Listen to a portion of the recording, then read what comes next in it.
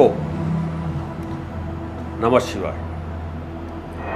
इसको हमारे YouTube channel ज्योतिष संजीवनी में आप सभी दर्शकों का स्वागत है। पिछला वीडियो मैंने आपको समर्पित किया था, आप लोगों का आशीर्वाद मिला, काफ़ी अच्छे कमेंट्स आए, लोगों ने सराहा। और जब ऐसा होता है तो मेरा व्यक्तिगत विश्वास भी थोड़ा सा और मजबूत होता है और मुझे लगता है कि मैं और कुछ अच्छा करके दूं। हमेशा भगवान से एक प्रार्थना रहती है, हर व्यक्ति को जीवन में सुख, समृद्धि और स्वास्थ्य, ये 3 चीजें चाहिए। और मैं भी जब पूजा करता हूं, ध्यान करता हूं, तो भगवान से यही प्रार्थना करता हूं कि हे भगवान, संसार में जो भी जीव हैं, मनुष्य हैं, सबके जीवन में सुख, समृद्धि, स्वास्थ्य होना चाहिए। आप कृपा करें। अब प्रश्न ये उठता है कि हमारे जीवन में समस्याएं आती क्यों हैं?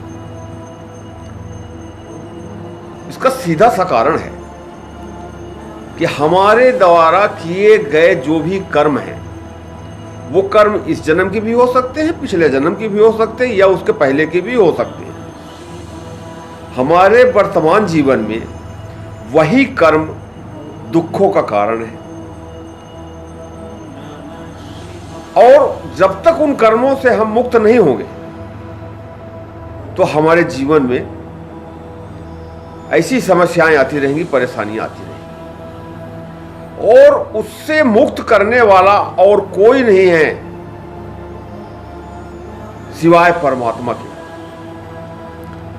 जितने में आदरणीय गुरु हैं, सिद्ध योग हैं, महात्मा हैं, साधु संत जो भी हैं, वो सभी एक ही मार्ग बताते हैं, एक ही दिशा बताते हैं। कोई किसी मंत्र का जाप करवाएंगे, कोई कैसी पूजा करवाएंगे, अपने अपने विवेकानुसार जो जिनका जहां जिस क्षेत्र में अनुभव है वो अपने शिष्यों से करवाते हैं।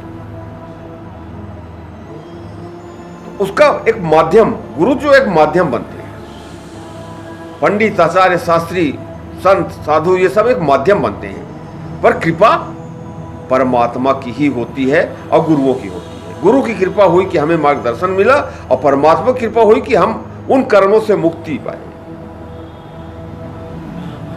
बहुत से गुरु, सिद्ध गुरु ऐसे भी हैं जो शक्तिपात के माध्यम से भाग्य ही बदल देते हैं। यहां पर आज मैं आपसे बातें करूंगा पैसों की, कि पैसों की आवश्यकता किसको नहीं है? सभी को है। एक 5 साल का जो बच्चा है उसे भी चाहिए, एक जो परिवार चलाने वाला व्यक्ति है उसको भी चाहिए। और पैसा कमाने का बस 2 तरीका है, या तो एक नौकरी करे, नौकरी सरकारी हो या प्राइवेट, और या व्यवसाय करे, व्यवसाय छोटा हो या बड़ा। पर हमारे जीवन में हम मेहनत खूब करते हैं, छोटी मोटी नौकरी भी कर लिए, पर इतना पैसा हमारे पास नहीं आता जिससे हम अपनी खुशियां प्राप्त कर सकें, अपनी समस्याओं को समाप्त कर सकें, अपनी इच्छाओं को हम पूरा कर सकें। ऐसा क्यों? इसका सीधे से एक ही कारण है कि वो किसी भी जन्म के हमारे कर्म दोष हमारे वर्तमान जीवन में हमारे दुखों का कारण है। उससे हम मुक्ति कैसे पाएं? अब आज मैं आपसे बातें करूंगा कि यदि किसी के जीवन में आर्थिक अभाव है, या उसके घर में जो पैसे आते हैं वो रुकते नहीं हैं, या वो कर्ज से हमेशा परेशान रहता है, तो ऐसी स्थिति में हमें क्या करना चाहिए? तो मैं फिर वही कहूंगा कि मैं एक दिशा आपको बता सकता हूं, और उस दिशा में अगर आप चलेंगे तो परमात्मा की कृपा होगी, माता भगवती, मां लक्ष्मी की कृपा होगी।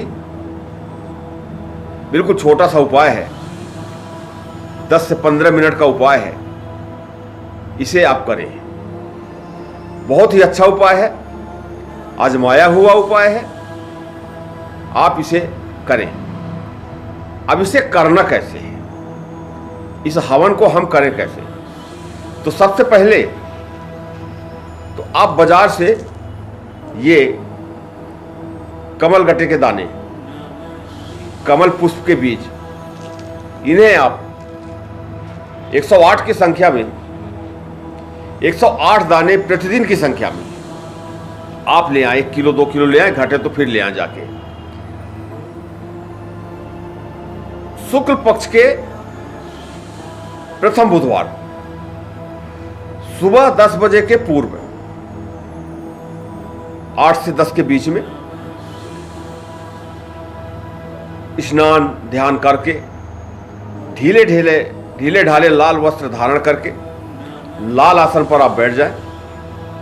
उत्तर की तरफ मुख कर ले, एक घी का दीपक जला ले और सुख आसन में बैठ करके, जिसे पलथी मार के बोलते हैं, पलथी आसन में बैठ करके और 10 बार गहरी सांस ले।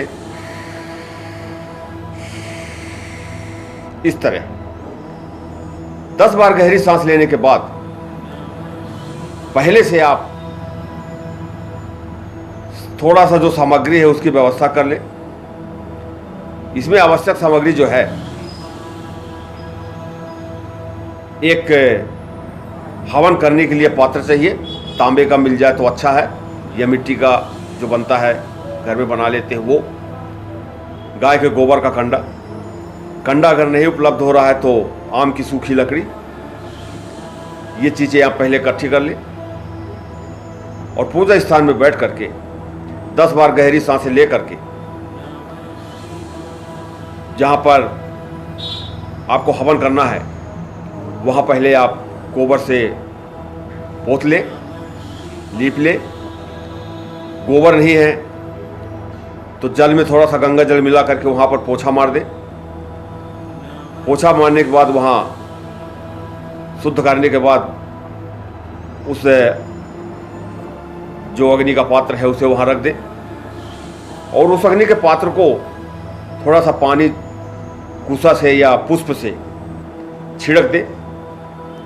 छिड़कने के बाद साइड में थोड़ा सा फूल रख दे, हल्दी, चावल, टीका, आप अपने हिसाब से उसे कर लें। सामान्य पूजा अपने हिसाब से आप कर लें